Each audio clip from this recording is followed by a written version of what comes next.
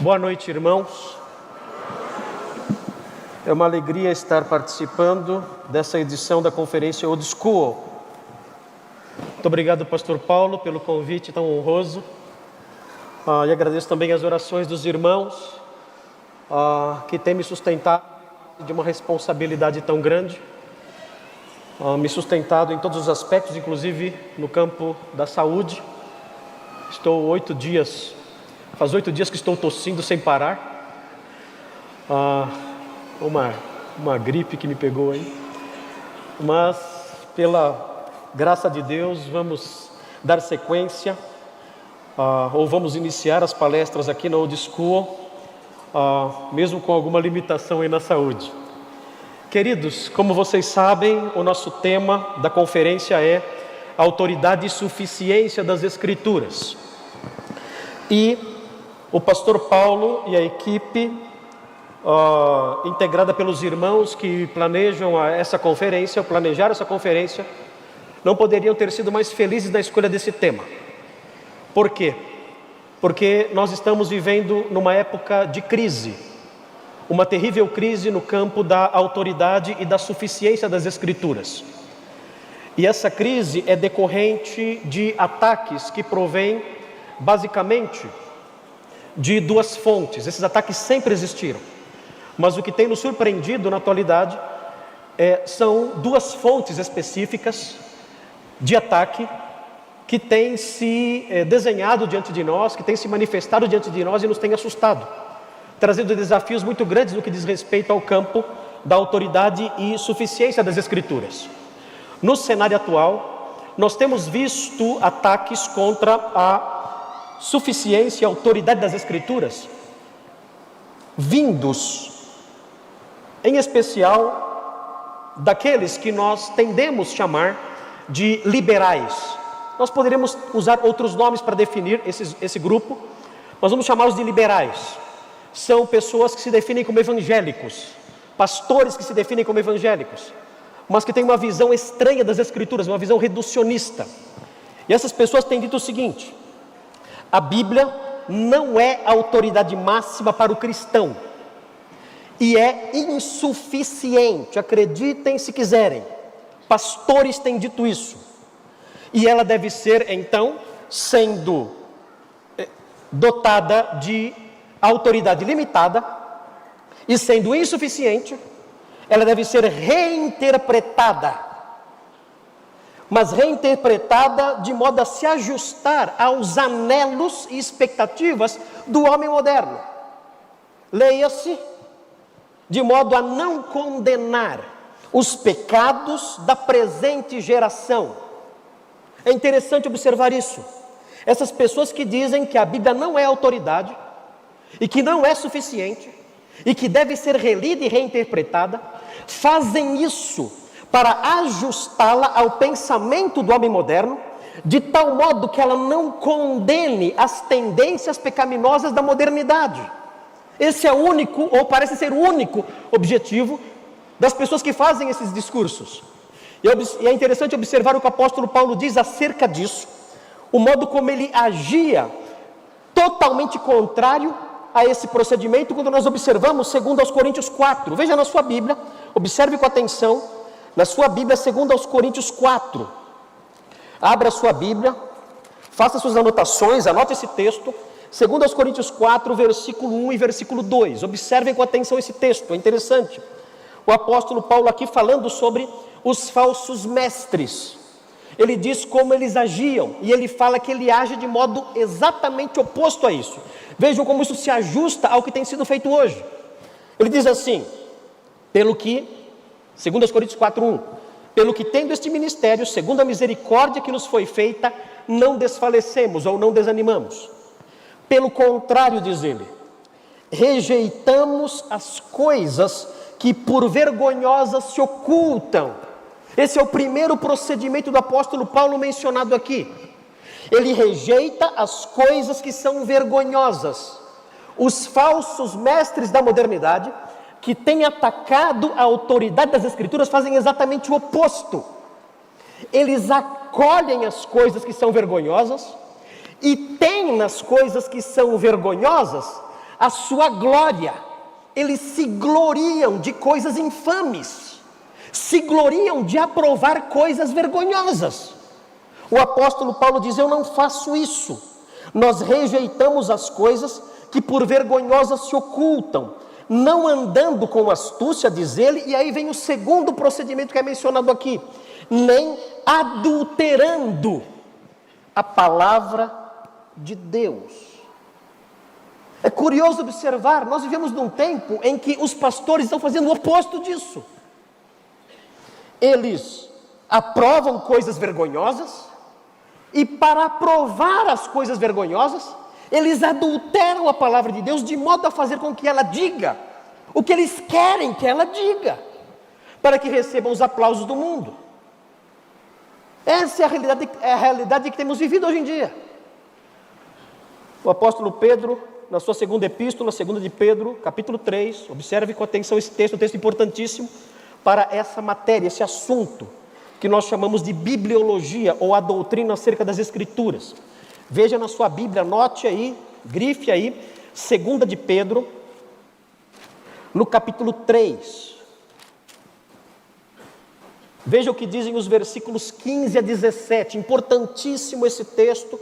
Você que é estudioso de teologia, você que estuda teologia, grave esse texto, porque é um texto crucial na teologia sistemática, no campo de autoridade das Escrituras, pelas razões que passo a expor agora.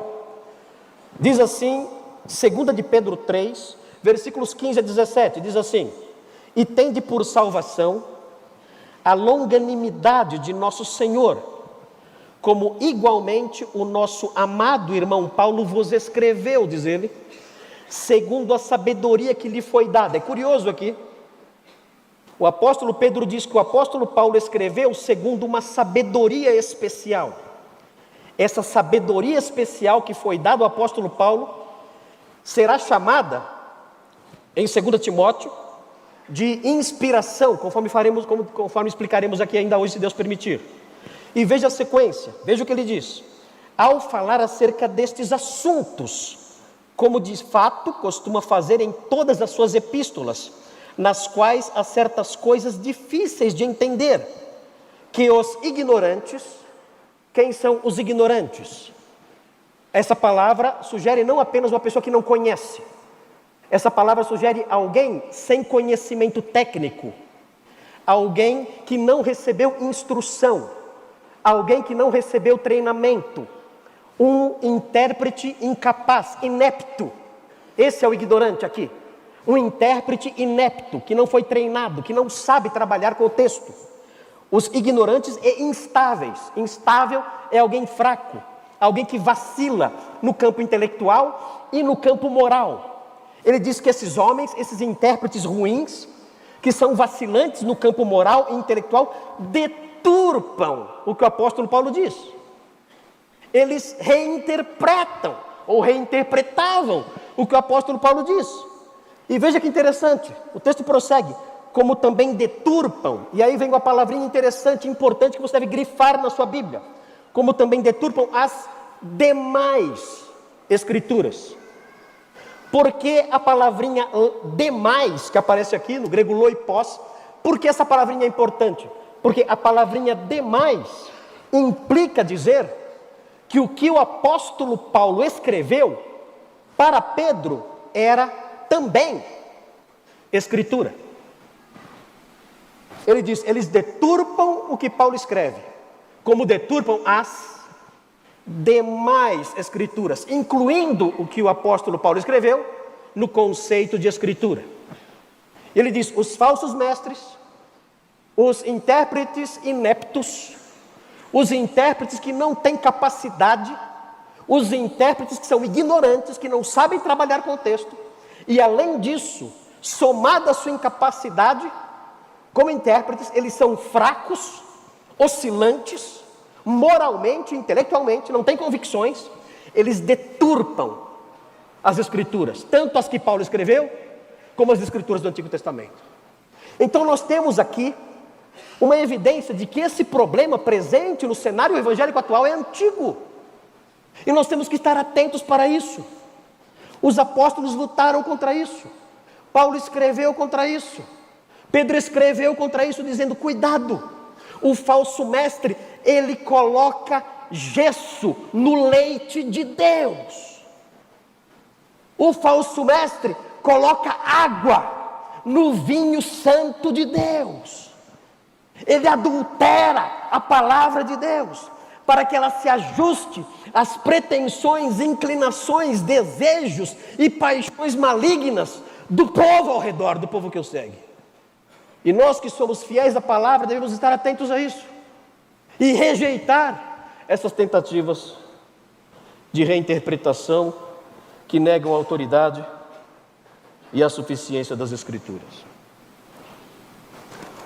Mas o cenário atual é marcado também pelos ataques dos romanistas. É interessante observar como os ataques dos romanistas, dos católicos romanos, têm tomado uma certa força, uma ousadia que não existia antigamente. Antes, quando nós apontávamos a Bíblia, os romanistas ficavam um tanto confusos e sem saber o que fazer e tentando balbuciar alguma resposta, porque realmente reconheciam que a Bíblia era uma autoridade especial. Mas hoje, essa postura dos católicos romanos tem desaparecido. Por quê? Porque é curioso notar, nos dias atuais, uma ousadia maior dentro do romanismo no que diz respeito à negação da autoridade máxima da Bíblia. Os católicos romanos dizem expressamente, pela boca dos seus representantes, padres, bispos e teólogos, dizem que a Bíblia não é autoridade máxima e também é insuficiente, o mesmo que dizem os evangélicos liberais.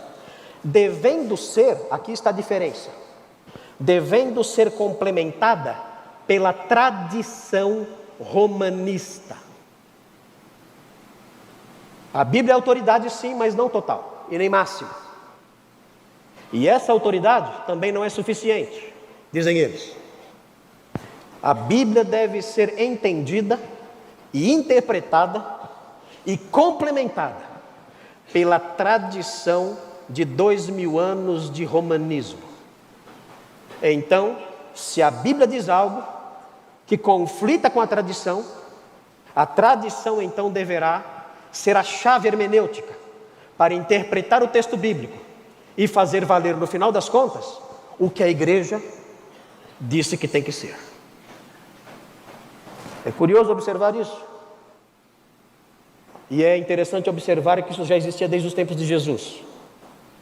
Se vocês observarem o texto de Marcos 7, Marcos capítulo 7, veja o que diz, Marcos capítulo 7, versículo 10. Prestem atenção no que Jesus diz nesse texto. Como isso é atual, como isso se aplica à realidade presente nesse aspecto, ligado à visão da bibliologia por parte do romanismo, que domina o cenário religioso, em parte, no Brasil. Diz assim, Marcos capítulo 7, versículos 10 a 13, diz assim, Jesus falando: pois Moisés disse, honra a teu pai e a tua mãe. Moisés, a escritura diz, honra a teu pai e a tua mãe.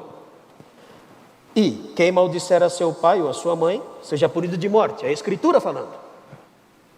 Vós, porém, Jesus diz aos fariseus, vós, porém, dizeis, se um homem disser a seu pai ou a sua mãe, aquilo que poderias aproveitar de mim é corbã, isto é, oferta para o Senhor, então o dispensais de fazer qualquer coisa em favor de seu pai ou de sua mãe. Vocês estão anulando a palavra de Deus a partir das suas invenções.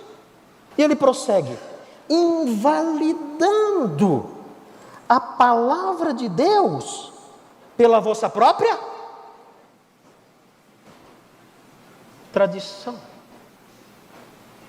Vocês estão colocando a tradição de vocês acima da autoridade da palavra de Deus.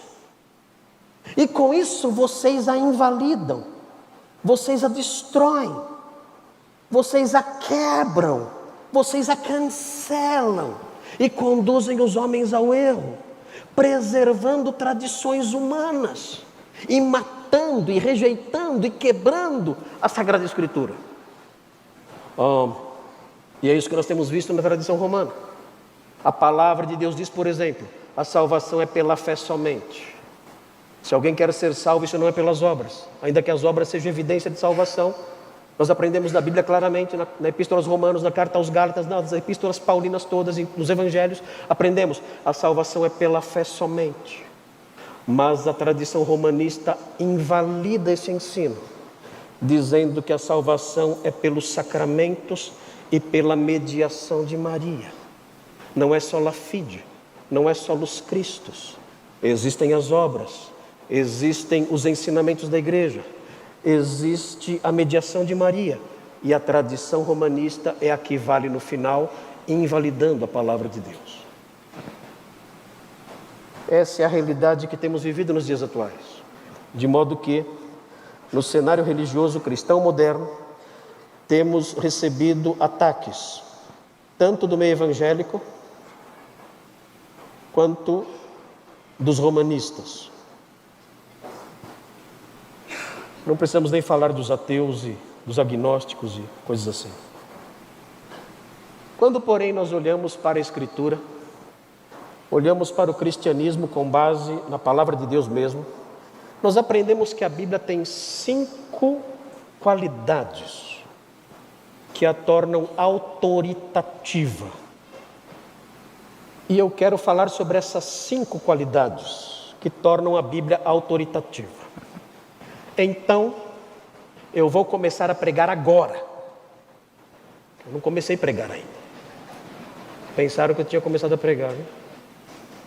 Vou começar agora a pregar. E vou falar sobre essas 5 qualidades. E vou precisar de pelo menos 3 horas para falar sobre isso. De modo que, o próximo preletor, eu lamento, você está dispensado da sua palestra, porque eu vou ter que ficar aqui até as 11 horas da noite hoje falando. Não tem jeito. Estou brincando com vocês, queridos. Na verdade, o tempo é apertado mesmo. E acho que alguém vai sinalizar para mim quando faltar um pouquinho, não é? Acho que alguém vai sinalizar para mim. Não? Eu colocaria alguém para sinalizar. Eu faria isso por amor ao Congresso. Eu colocaria alguém para sinalizar para mim. Fazer assim ou assim. Ok, pastor? Por favor. Porque eu perco a noção. Quando eu vejo, eu já fui embora. Mas vamos então observar essas 5 qualidades. Eu vou enunciá-las de antemão. Para que, caso eu não consiga terminar, os irmãos pelo menos tenham em mente aí o esboço. Primeira qualidade, as Escrituras são inspiradas. É a primeira qualidade. A segunda qualidade, as Escrituras são inerrantes. Terceira qualidade, as Escrituras são infalíveis. É a terceira qualidade. Vamos explicar o que é isso. As Escrituras são infalíveis. Quarta qualidade, as Escrituras são interpretáveis. Isso é importante, está conectado também com o conceito de autoridade, conforme veremos, se Deus permitir. E por último, quinto, as Escrituras são indispensáveis. Eu coloquei tudo com I para ficar facinho de gravar. Quinta qualidade, as Escrituras são indispensáveis. Vamos então, queridos, eu convido vocês a caminharem comigo na análise da primeira qualidade. As Escrituras são inspiradas. Vamos entender o que significa e o modo como isso corrobora para o conceito de autoridade bíblica. Muito importante isso. Você está aqui nesse congresso hoje, você tem que sair daqui com instruções adicionais, com conhecimento aumentado pelo estudo da palavra de Deus. É o que nós queremos oferecer a você para a glória de Deus e para a sua edificação pessoal. Veja o que diz o texto que nós já lemos hoje à noite, 2 Timóteo 3,16. Veja o que diz. Preste atenção nesse texto, muito interessante esse texto. 2 Timóteo 3,16. Diz assim: toda a Escritura é inspirada por Deus, diz o texto.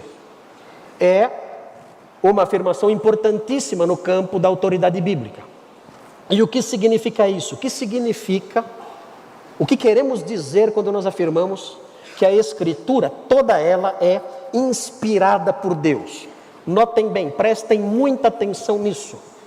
Quando nós falamos que a Bíblia é inspirada por Deus, não deve vir à nossa mente o conceito comum de inspiração.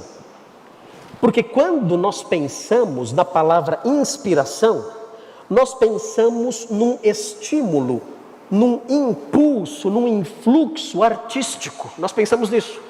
Então nós dizemos, fulano estava inspirado quando fez essa música.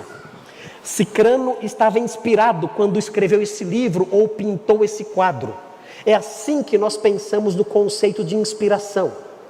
Uma inclinação, um estímulo, um impulso artístico que sobrevém a alguém. E a pessoa então inspirada, ela produz algo especial, uma obra especial. Queridos, apaguem esse conceito da cabeça quando nós falamos sobre inspiração bíblica. Em primeiro lugar, inspiração não é, cuidado com isso, atentos para isso, inspiração não é um conceito aplicado aos autores bíblicos. Os autores bíblicos não foram inspirados por Deus. O que foi inspirado por Deus foram os escritos bíblicos, não os autores. Se os irmãos olharem com atenção, o texto de 2 de Pedro 1:21, veja com atenção esse texto. O irmão, o pastor que vai me suceder aqui nas palestras, vai falar sobre esse texto também. 2 de Pedro, capítulo 1, versículo 21. Os irmãos devem observar a linguagem que é usada por Pedro aqui. Prestem atenção, para que haja acuracidade no uso da linguagem, quando você fala sobre esses assuntos. O texto diz, porque nunca jamais qualquer profecia foi dada por vontade humana. Ou seja, nenhum profeta falou por entendimento particular. Nenhum profeta falou com base nos seus insights pessoais. Nenhum profeta falou com base na sua criatividade, nas suas inclinações particulares. É isso que Pedro está dizendo aqui. Entretanto, homens falaram da parte de Deus. Vejam agora o termo que é usado aqui, o verbo no passivo que é usado aqui. Movidos. Os homens de Deus, os escritores bíblicos, não foram inspirados por Deus. Eles foram movidos por Deus. Essa é a linguagem correta. Algumas Bíblias trazem a tradução inspirados, mas essa tradução está errada. Pode riscar. Não vai para o inferno não, pode riscar. Não é inspirados, aqui o termo é movidos. O verbo ferômenoi, significa movido, conduzido, levado. Eles foram movidos, conduzidos, levados pelo Espírito Santo. Foi isso que aconteceu. No processo de inspiração, Deus moveu esses homens, conduziu esses homens, influenciou esses homens, conduziu de tal forma que eles produzissem sem erro a sua revelação escrita, de modo que Deus falou através deles. É esse o significado do que está escrito aqui. Voltando para o texto de 2 Timóteo 3,16, nós então nos deparamos com uma outra palavra, diferente da palavra movidos, do verbo fero que aparece em 2 de Pedro 21. Nós encontramos a expressão inspirados, ou inspirada, aplicada à Escritura somente. E que palavra é essa? Essa palavra é interessante. Essa palavra é uma palavra só. A palavra inspirada por Deus é uma palavra só, é um adjetivo, é uma qualidade. E nós não temos um termo no português que possa traduzir essa palavra. É um adjetivo, é o adjetivo theopneustos, é uma palavra só. O tradutor em português não encontrou um correspondente na nossa língua que pudesse traduzir isso. Então ele criou essa expressão, inspirada por Deus, mas é uma palavra só, theopneustos. E essa palavra theopneustos tem um significado interessante. O significado específico dessa palavra, da palavra theopneustos, é soprada por Deus. Esse é o significado literal do termo theopneustos, soprado por Deus. Nós podemos usar um neologismo. dizer que toda a Escritura, se nós quisermos criar um adjetivo que traduza exatamente o que esse texto diz, toda a Escritura é teossoprada. Essa palavra não existe. Eu inventei. Eu invento um monte de palavras. Quando eu não consigo expressar o que eu quero, pastor, eu tenho que inventar. Adão inventou um monte, porque eu não posso inventar também. Então eu inventei essa palavra. Toda a Escritura é teossoprada. E o que significa que toda a Escritura é teossoprada? Significa que toda a Escritura é como se fosse dita por Deus, porque as palavras que saem da nossa boca nada mais são do que sopros sonoros. E é isso que a Escritura é o sopro de Deus, é a palavra de Deus. Toda ela saiu da boca de Deus, que falou através do homem. E tendo sido teossoprada, tendo sido soprada por Deus, ela é dotada de autoridade, é o próprio Deus falando nela. Nós não podemos desprezá-la, nós não podemos adulterá-la, nós não podemos reinterpretá-la, nós não podemos atribuir a ela um sentido que bem nos parecer, nós não podemos dar a ela significados alheios à intenção autoral. Não, ela é a palavra de Deus, e sendo palavra de Deus, ela deve ser entendida como ela é, dotada de plena autoridade, sendo preservada em seu significado e em sua relevância. O próprio Senhor Jesus afirmou esse significado em Mateus 4,4. Veja na sua Bíblia como o próprio Senhor Jesus disse isso. Vejam como Jesus afirmou e ensinou a autoridade bíblica com base no fato dela ser soprada por Deus, exatamente nos termos que mais tarde o apóstolo Paulo usou. Ele disse na tentação, ele disse, Mateus 4,4, Jesus porém respondeu, está escrito. Prestem atenção nesse texto. Prestem atenção, porque aqui é o Senhor Jesus falando. E o Senhor Jesus aqui realça a autoridade da Escritura por meio de 3 afirmações. Vejam como ele realça a autoridade bíblica aqui. E se nós somos seguidores de Jesus, nós temos que acolher essa sua visão. Nós não podemos nos definir como cristãos, como seguidores de Jesus, se nós não pensamos como ele pensava ou como ele pensa. O nosso pensamento tem que se ajustar plenamente ao pensamento e ao ensino dele, se somos de fato cristãos. E vejam como Jesus deixa transparecer aqui a sua visão das Escrituras. Ele diz, em primeiro lugar, está escrito.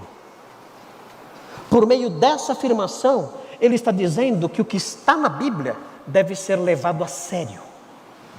E ele fala isso várias vezes no seu ministério. Está escrito. Vocês não conhecem a Escritura, vocês não sabem o que está escrito.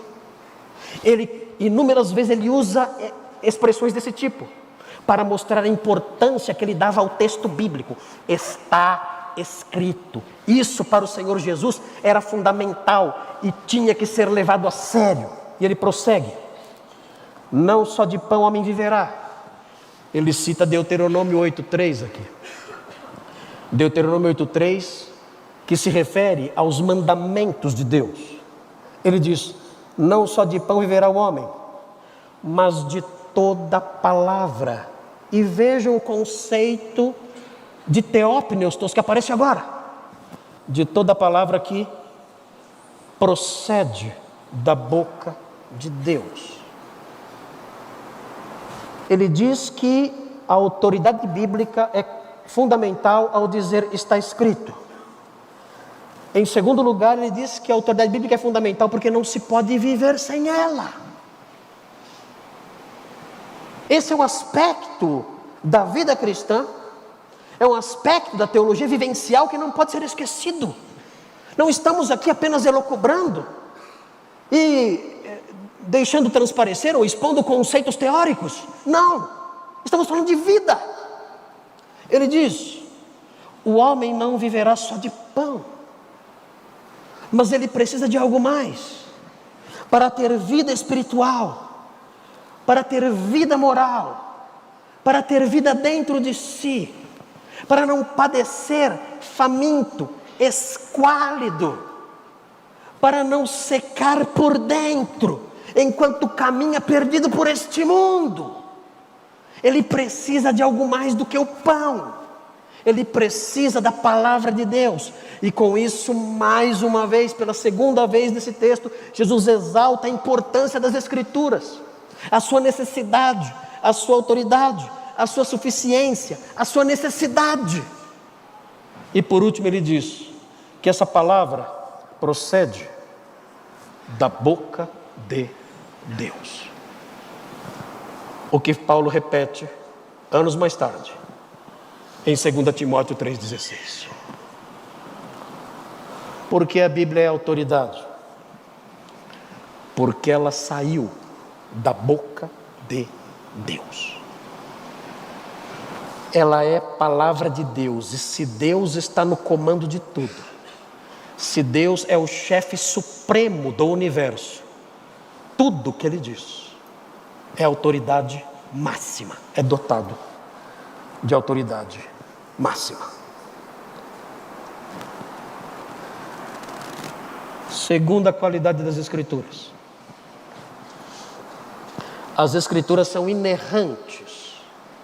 Aqui seguindo o nosso esboço, as Escrituras são inerrantes. Queridos, esse é o resultado óbvio do fato de a Bíblia ser inspirada. Se ela saiu da boca de Deus, e Deus é onisciente, sabe todas as coisas, é claro que a palavra dele não terá erros. Isso é evidente, isso é óbvio.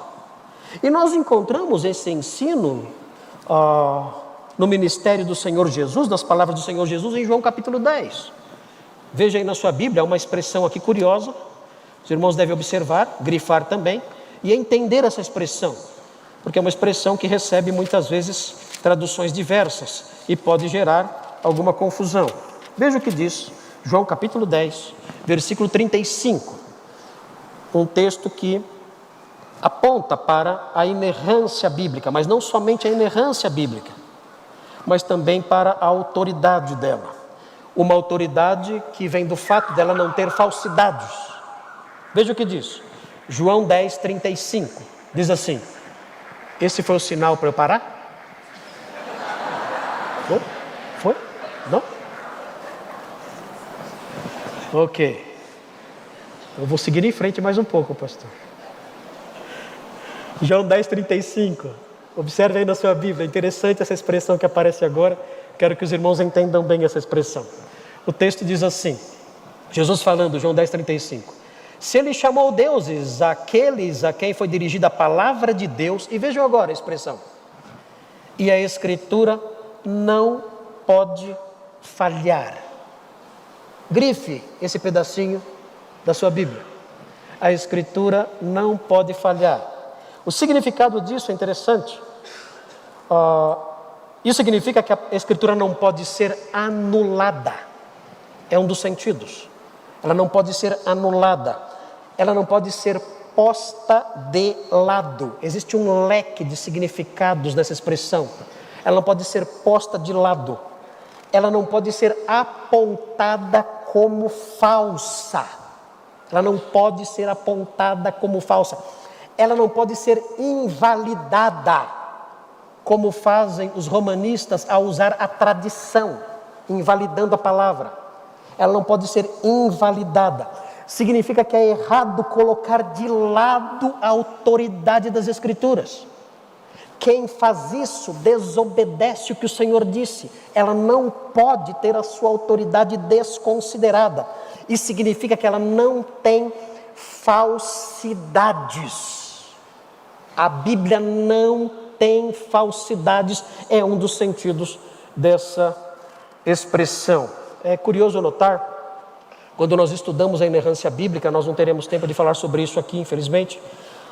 Precisaremos talvez de um congresso só falando sobre a exatidão, a inerrância das Escrituras no campo do cumprimento das profecias. É impressionante estudar isso. E eu estimulo os irmãos a fazerem isso em suas casas, a estudarem as evidências da inerrância bíblica no campo do cumprimento das profecias. É algo extremamente edificante e fortalece a nossa fé quando nós vemos as profecias bíblicas, o modo como elas se cumpriram, especialmente as profecias do Antigo Testamento referentes a Jesus ou a outros eventos da história. Outro fator que deve ser levado em conta quando nós falamos sobre a inerrância bíblica são as evidências da verdadeira ciência. É muito interessante observar isso. O modo como a arqueologia, o modo como a ciência, de um modo geral, comprova vários fatos, vários ensinos propostos pelas Escrituras. O saudoso doutor Adalto Lourenço falava sobre a Eva da ciência, a Eva mitocondrial, e ele mencionava um estudo caríssimo que foi feito por cientistas, colhendo amostras em todo o mundo, amostras humanas em todos os continentes, em todas as partes do mundo. E depois desses estudos prolongados e caríssimos, milhões de dólares sendo gastos nisso, descobriram, pasmem, descobriram que toda a humanidade procedeu de uma mulher só.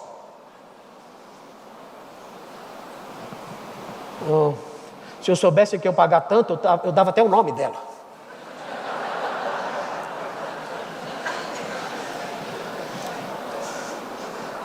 Queridos, milhões gastos para provar o que as nossas crianças aprendem nos nossos livrinhos, nas Bíblias infantis. É interessante uma frase de um cientista da NASA, Robert Jastrow. Ele escreveu um livro chamado Deus e os Astrônomos. Eu gosto dessa frase, eu vou ler para vocês. Diz assim: para o cientista que viveu por sua fé no poder da razão, a história termina como um sonho ruim. Ele prossegue.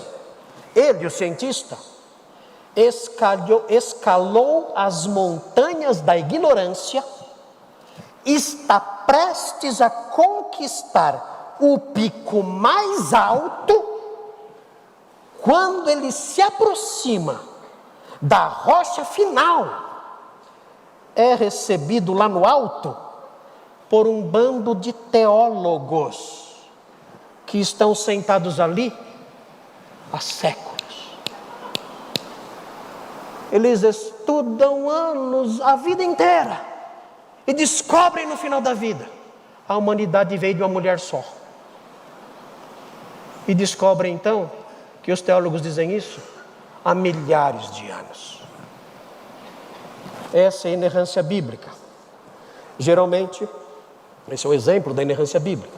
Geralmente, é importante destacar aqui o seguinte: geralmente a inerrância bíblica é atacada em algumas áreas específicas. Por exemplo, alguns exemplos: o relato da criação, o relato da queda, o relato acerca do dilúvio, a destruição de Sodoma e Gomorra, Jonas e o grande peixe. Esses episódios todos do Antigo Testamento em especial são atacados e dizem: olha, isso tudo são coisas absurdas, são fábulas, são lendas que foram elevadas à posição de história pelos escritores antigos, influenciados por sua visão de mundo deturpada, por sua visão de mundo falha, por sua visão de mundo atrasada. E com isso então atacam a inerrância bíblica. No entanto, é importante observar o seguinte: cada um desses eventos que eu mencionei, cada um desses exemplos que eu dei, tem apresentado evidências fáticas bastante fortes, e eu gostaria de falar sobre elas aqui, sobre cada uma delas aqui, mas o tempo não me permite falar sobre isso. Eu tenho que correr um pouquinho, porque senão realmente eu vou tomar o espaço do outro preletor, e eu não posso fazer isso. Mas uma coisa que é importante destacar nesse aspecto é que todos esses eventos que eu mencionei, todos eles sem exceção, vou repetir, o relato da criação, o relato da queda, o relato acerca do dilúvio, a destruição de Sodoma e Gomorra, Jonas e o grande peixe, todos esses eventos foram citados, mencionados por Jesus como eventos históricos, todos, sem exceção. E se nós negarmos a historicidade de cada um desses eventos, nós estaremos negando o conhecimento de Cristo, rejeitando, portanto, a sua sabedoria e a sua divindade. Qualquer pessoa que nega a historicidade e a exatidão bíblica de qualquer um desses eventos, está dizendo, o Senhor Jesus errou. E tendo errado, não era divino. E não sendo divino, era um homem como outro qualquer. E a obra da cruz não valeu nada. Jogue o cristianismo na lata do lixo. Veja o que está em jogo quando nós questionamos a inerrância bíblica.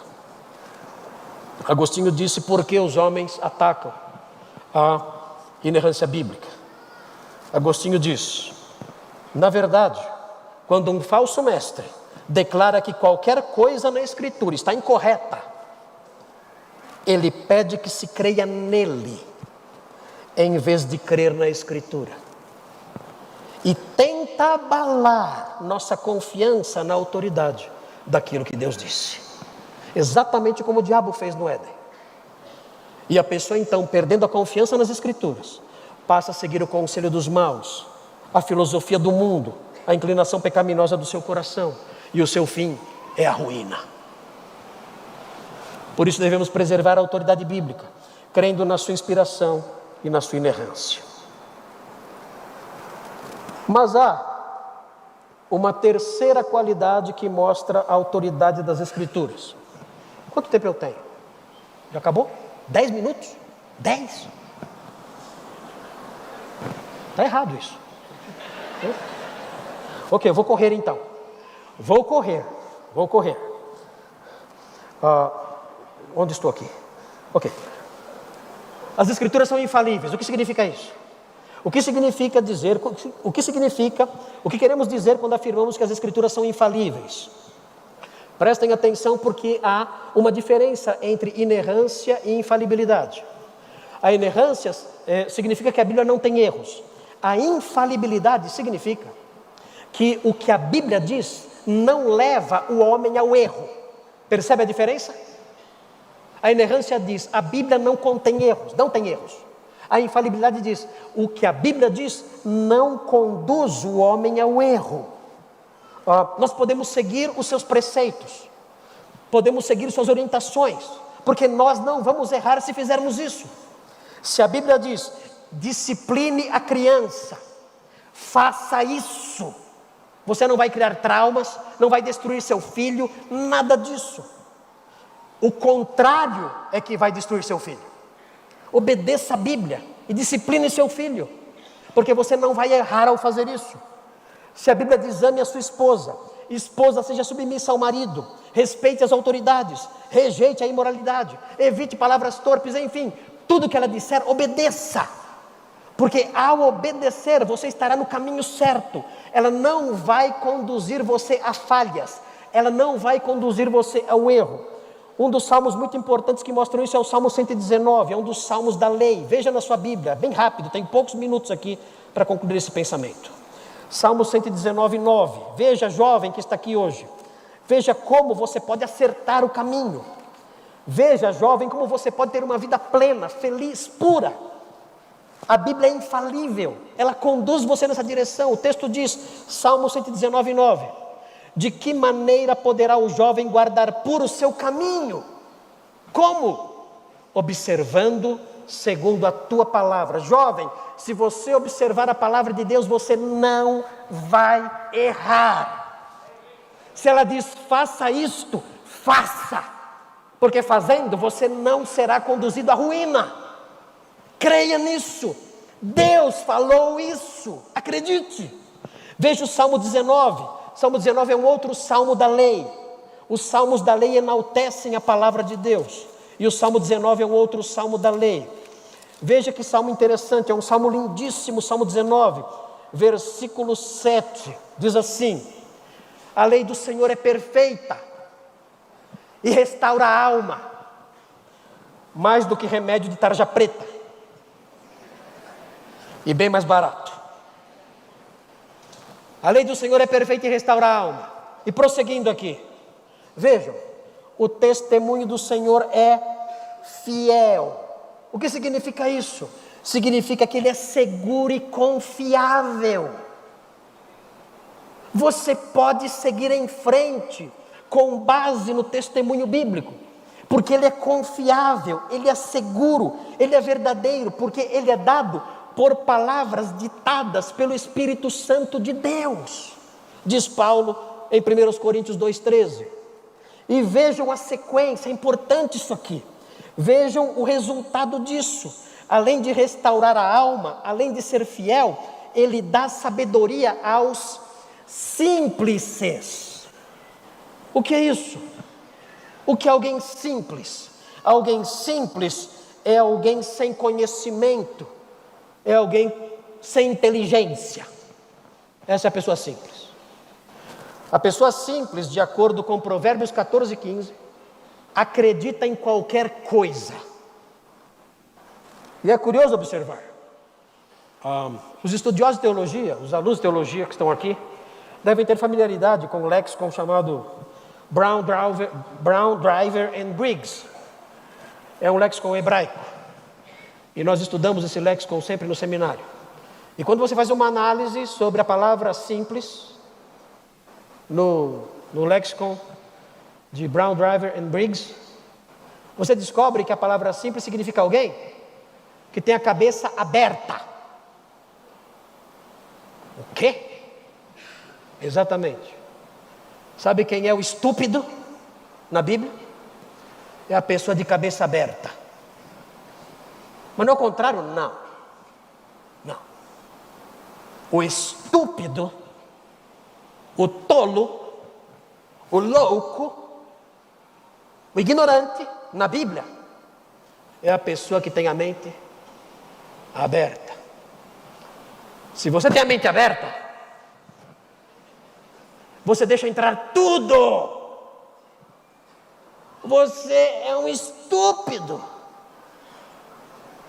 Que sabedoria há em deixar a porta da sua casa aberta? Que sabedoria há em deixar as janelas e portas e portões da sua casa abertos? Essa é uma grande loucura, é um grande risco, é um risco enorme de prejuízos. Que sabedoria então haveria em você deixar a sua cabeça aberta? Nós temos que aprender a fechar a cabeça e dizer: na minha cabeça só entra aquilo que Deus diz. Ela é fechada. A minha mente tem uma porta, e nessa porta eu coloquei um olho mágico, e eu olho por esse olho mágico, e eu avalio para quem eu abro a porta da minha mente. Ela não fica aberta. Eu avalio tudo que chega, e quando aquilo que chega se harmoniza com os testemunhos do Senhor, então eu abro a minha porta e acolho, e vivo uma vida de santidade, felicidade, vibração, e agrado meu Deus. Aquilo que não está na Escritura, eu fecho a porta e a mantenho fechada, para não ser enganado com os maus. Feche a sua mente. Só a Escritura é confiável. Só abra a sua mente para recebê-la. As Escrituras são interpretáveis, não dá tempo de explicar. As Escrituras são indispensáveis, vou ter que dispensar. Não dá tempo de falar. Mas os irmãos têm aí, eu posso deixar os textos com os organizadores do congresso para que os irmãos depois estudem em sua casa. Faltou dizer, e eu quero expor isso muito brevemente aqui, faltou dizer que, em quarto lugar, a quarta qualidade que mostra que as Escrituras são autoritativas, faltou dizer que as Escrituras são interpretáveis. Esse seria o quarto ponto que não deu tempo de apresentar. Por que nós dizemos que isso, essa qualidade das Escrituras, o fato delas serem interpretáveis? Porque isso mostra que a Escritura é autoridade. Isso mostra que a Escritura é autoridade porque isso significa que a Escritura quer ser entendida, por assim dizer.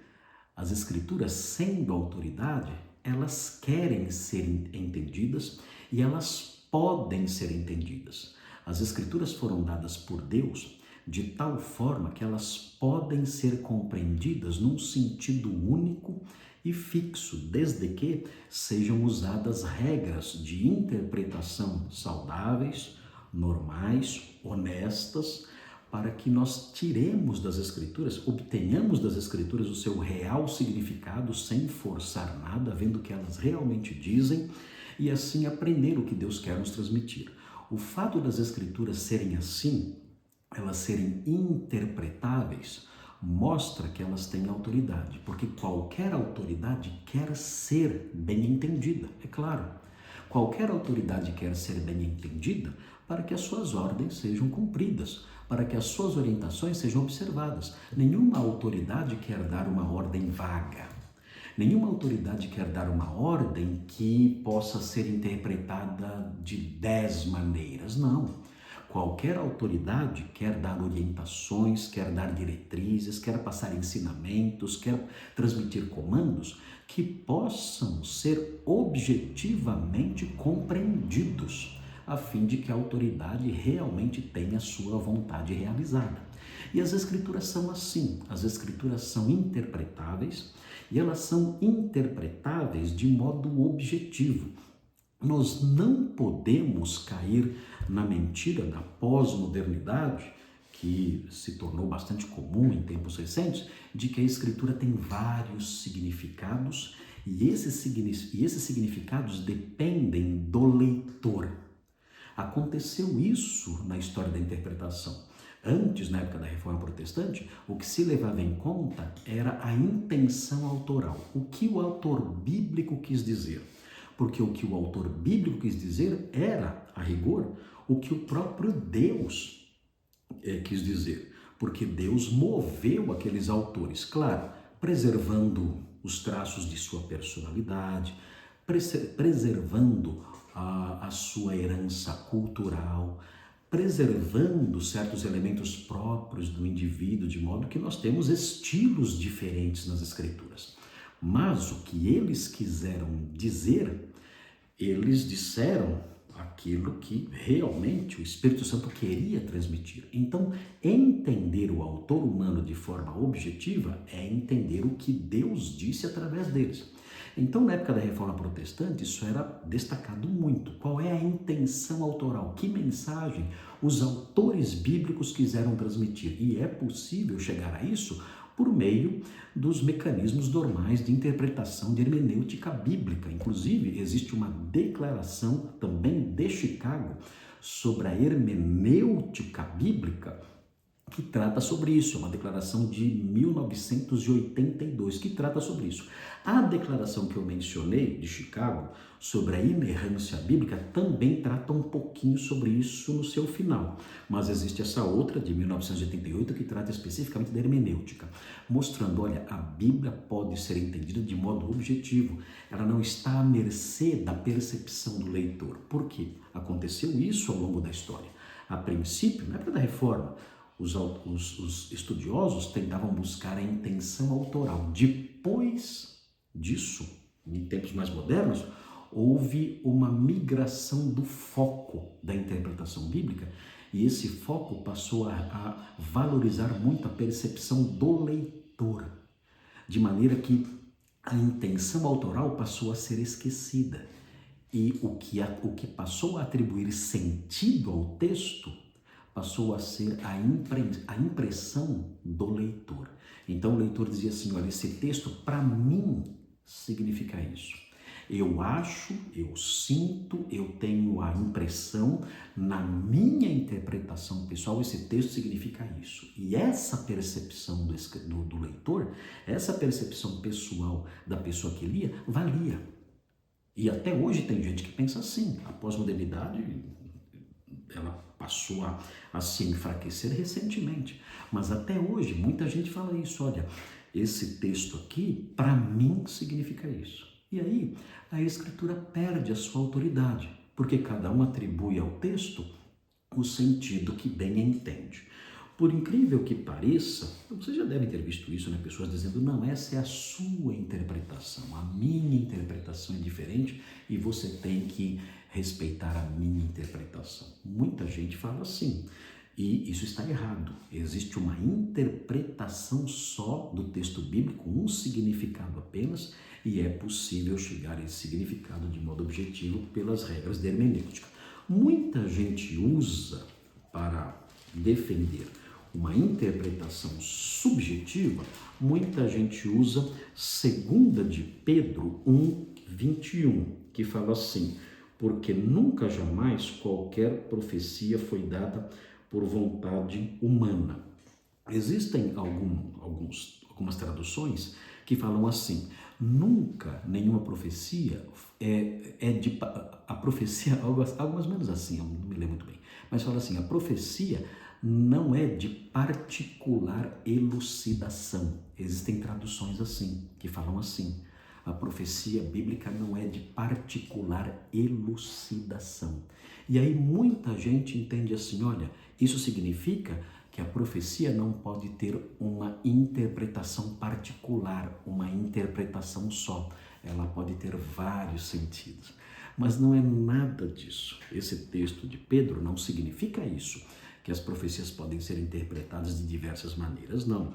Esse texto significa apenas que a profecia não surgiu a partir do entendimento ou da iniciativa do profeta. É isso que significa o texto. Não que cada pessoa pode dar ao texto o sentido que quiser. Então, é importante observar isso. É importante observar, olha, uma das provas de que a Escritura é autoridade é o fato delas serem interpretáveis e essa interpretação delas poder e dever ser objetiva. Uma interpretação só, levando em conta a gramática, levando em conta a autoria e especialmente a intenção autoral. Nós vemos isso, por exemplo, em Mateus 22. Jesus adotou esse método de interpretação em Mateus 22. Veja o que diz Mateus 22, nos versículos 41 a 46. Diz assim, reunidos os fariseus, interrogou-os Jesus, que pensais vós do Cristo? De quem é filho? Responderam-lhe eles, de Davi. Replicou-lhes Jesus, como, pois, Davi, pelo Espírito, chama-lhe Senhor, dizendo, disse o Senhor ao meu Senhor, assenta-te à minha direita, até que eu ponha os teus inimigos debaixo dos teus pés. Se Davi, pois, lhe chama Senhor, como é ele seu filho? E ninguém lhe podia responder palavra, nem ousou alguém, a partir daquele dia, fazer-lhe perguntas. O que é interessante nesse texto é que aqui nós vemos Jesus interpretando o Salmo 110:1. E como foi que Jesus interpretou o Salmo 110:1? Foi a partir de percepções pessoais ou ele olhou para o texto levando em conta a sua autoria, levando em conta a intenção autoral e levando em conta a gramática? É claro, dá para perceber claramente qual é a resposta aqui. Primeiro, ele levou em conta a autoria. Ele fala que o Salmo 110 foi escrito por Davi. E isso era muito importante. Davi era um rei. E Davi, no entanto, diz assim, disse o Senhor ao meu Senhor. Nós sabemos, ele fala, o próprio texto diz, que o Messias seria filho de Davi. Agora, Jesus pergunta como Davi, sendo pai do Messias, chama o Messias de Senhor, dizendo, disse o Senhor ao meu Senhor. É interessante porque Jesus, ao fazer essa pergunta, ele leva em conta aspectos gramaticais. Ele leva em conta, por exemplo, o pronome meu. Disse o Senhor ao meu Senhor. Em vez do texto dizer apenas Adon, que é Senhor, o texto diz Adoni, que significa meu Senhor.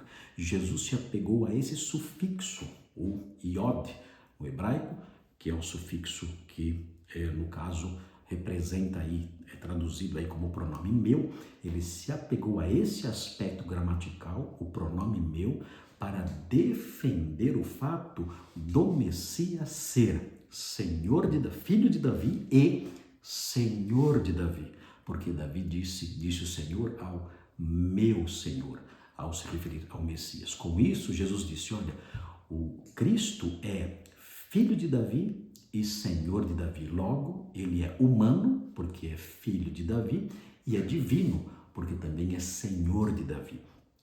Tudo isso, a doutrina da humanidade e divindade de Jesus, Jesus defendeu a partir de uma hermenêutica normal, uma hermenêutica objetiva, levando em conta a autoria, importantíssimo isso, porque foi Davi quem disse, e isso fazia toda a diferença, e levando em conta aspectos gramaticais, como eu mencionei aqui, o pronome meu, ali um sufixo pronominal anexado ao substantivo Adon, Senhor, dizendo então meu Senhor.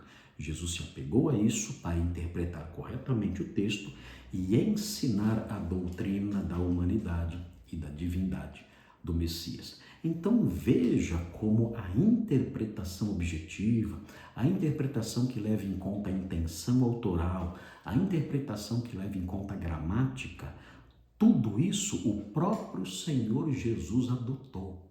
Ele não permitiu que a interpretação fosse algo feito a partir da nossa própria cabeça. Não, ele respeitou regras normais de interpretação, deixando um exemplo para nós. As Escrituras são autoridade, elas têm algo objetivo a dizer e é perfeitamente possível, como qualquer enunciado que tem autoridade, é perfeitamente possível descobrir o seu significado, a fim de que o nosso pensamento seja corrigido, a fim de que os comandos emitidos por essa mesma autoridade sejam bem entendidos e, consequentemente, obedecidos. A Bíblia é assim, ela não é um enunciado, um emaranhado de enunciados com sentidos dúbios, com sentidos vagos, aos quais as pessoas podem atribuir o significado que bem entendem. Não, elas são autoridade. E sendo autoridade, elas podem e devem ser entendidas objetivamente a partir das regras normais de interpretação, a partir das normas gerais de hermenêutica. Então esse é um fator importante, as Escrituras são interpretáveis e isso é uma mostra, isso é uma evidência de que elas são autoridade objetiva, que elas são autoridade suprema. E por último, rapidinho, estamos correndo aqui. Por último, as Escrituras são, aí é o quinto ponto, o último item do sermão que não deu para terminar, as Escrituras são indispensáveis. Esse é o quinto ponto do sermão de abertura. E o que significa isso? Por que dizemos que as Escrituras são indispensáveis e esse é um traço da sua autoridade? Primeiro, porque elas são indispensáveis para a salvação. O apóstolo Paulo diz isso em 2 Timóteo 3,15. Veja que texto interessante esse, e mostrando a importância das Escrituras para a salvação. Ele fala assim, 2 Timóteo 3,15, e que desde a infância, falando a Timóteo, sabes as sagradas letras que podem tornar-te sábio para a salvação pela fé em Cristo Jesus. O que significa isso? Isso significa que as Escrituras podem mostrar, elas podem dar sabedoria no campo salvífico. Elas podem conduzir a pessoa, a preposição que aparece aqui, quando fala para a salvação, é a preposição eis. Eis significa para, em direção a. Então o texto está dizendo o seguinte, as Escrituras podem fazer com que eu seja conduzido à sabedoria, ao conhecimento no campo salvífico. As pessoas não sabem como ser salvas, elas não têm uma direção, elas não têm um instrumento que as dirija na direção do conhecimento do caminho salvífico, do caminho da salvação. Mas as Escrituras têm esse poder, elas são indispensáveis para isso. Por meio das Escrituras, eu posso ser conduzido na direção, aí a preposição que eu mencionei, eis, na direção, no rumo do conhecimento do que salva. E o próprio apóstolo Paulo menciona a salvação pela fé em Cristo Jesus, ou seja, na Escritura eu aprendo, ela me dirige para a esfera do conhecimento salvífico, no qual eu aprendo que a salvação é só pela fé em Jesus. Isso é pela Escritura. Ela é indispensável para isso. Se eu sair dela, eu vou me desviar da direção que conduz ao conhecimento e à sabedoria no campo soteriológico. E eu vou começar a agregar coisas estranhas às minhas ideias. Eu vou dizer que a salvação é pelas obras também, que a salvação é pela participação na igreja, que a salvação é por meio da filiação a uma denominação, que a salvação é pela guarda do sábado, pela abstenção de certos alimentos, pelo esforço próprio. Eu vou começar a acoplar certas coisas, porque eu estarei me desviando das Escrituras, e me desviando das Escrituras eu não vou estar indo na direção da esfera dentro da qual existe o conhecimento dos campos das verdades salvíficas. É na Escritura que eu vou aprender. Na Escritura eu receberei sabedoria no campo da salvação. E vou aprender que a salvação é só pela fé em Jesus. Ela é indispensável para isso. Sempre que alguém se desvia das Escrituras, seja uma pessoa, um pastor, uma igreja, uma denominação, essa pessoa ou instituição acaba acoplando a doutrina da salvação, coisas estranhas ao ensino de que a salvação é só pela fé em Jesus. Outra coisa importante, as Escrituras são indispensáveis para a santificação. É interessante isso aqui, porque o próprio texto de 2 Timóteo 3, depois do versículo 15, diz assim, no versículo 16, toda a Escritura é inspirada por Deus, já falamos sobre isso, e útil. E veja, útil para o quê? Para o ensino, para a repreensão, para a correção e para a educação na justiça. A Escritura é capaz disso tudo. A Escritura pode me ensinar, existe um aspecto didático na Escritura, aqui a palavra didascalia aponta para isso. A Escritura é uma fonte de ensino, ela tem uma relevância didática para mim, ela é útil para a repreensão, ou seja, ela me corrige, ela mostra o que é certo, ela é útil para a correção, a palavra epanortosin significa endireitar, fazer com que a pessoa que está torta, ela se torne uma pessoa reta e direita, e para a educação na justiça, aqui prospaideia tenende caiocine, para a educação, para que a pessoa conheça a pedagogia, paideia, a pedagogia da justiça, ela aprenda o que é ser reto, o que é ser justo, o que é andar no caminho certo. E termina dizendo, a fim de que o homem de Deus seja perfeito, ou seja, alguém que não pode ser acusado de falhas, não é uma perfeição absoluta, mas alguém que não pode ser acusado de falhas, não há ausências nessa pessoa, esse é o sentido da palavra perfeito, não há falhas nessa vida, e perfeitamente habilitado para toda boa obra. As boas obras não salvam, mas o crente se preocupa com isso, em viver uma vida de boas obras. E onde ele aprende isso? Ele aprende nas Escrituras. As Escrituras mostram que são as boas obras. Nós não podemos achar que as boas obras são o que nós pensamos, são as coisas que nós achamos certas. Não, as Escrituras nos dão habilidade, nos dão conhecimento, correção, compreensão. Elas nos ensinam, elas têm a didática da justiça e elas então podem nos tornar habilitados para toda boa obra. E por último, as Escrituras também são indispensáveis para a satisfação do coração. Isso está no Salmo 19. Vejam, o Salmo 19, nós já mencionamos no sermão de abertura, nós já mencionamos esse salmo, mas eu quero destacar aqui mais um aspecto das Escrituras presente nesse salmo, porque esse salmo é um dos salmos, como eu disse no sermão, é um dos salmos da lei, e realça a grandeza das Escrituras. E tem algo interessante aqui no versículo 7, fala assim: a lei do Senhor é perfeita e restaura a alma. Isso é muito importante. Nós precisamos de restauração na alma. Por isso, as Escrituras são indispensáveis para a satisfação. A lei do Senhor é perfeita e restaura a alma. Muita gente procura a restauração da alma em várias coisas. Em viagens, em passeios, em restaurantes, em shopping centers, gastando horrores com isso, até em tratamentos que muitas vezes não funcionam.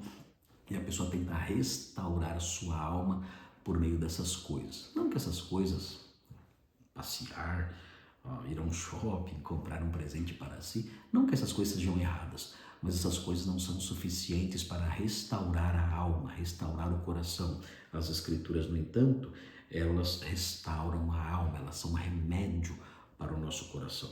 O versículo 8 fala: os preceitos do Senhor são retos e alegram o coração, é um remédio para a tristeza. Quantas pessoas tristes nós encontramos até dentro das igrejas, pessoas que vivem cabisbaixas, infelizes. A Bíblia diz sobre ela mesma que os preceitos do Senhor alegram o coração, são fonte de alegria e de satisfação. Vejam o versículo 10, Salmo 19:10. São mais desejáveis do que ouro, mais do que muito ouro depurado, e são mais doces do que o mel e o destilar dos favos. Ou seja, as Escrituras trazem prazer. Por isso Jesus disse: não só de pão viverá o homem, mas de toda palavra que procede da boca de Deus. A ideia de Teófilo aí de novo, soprada por Deus.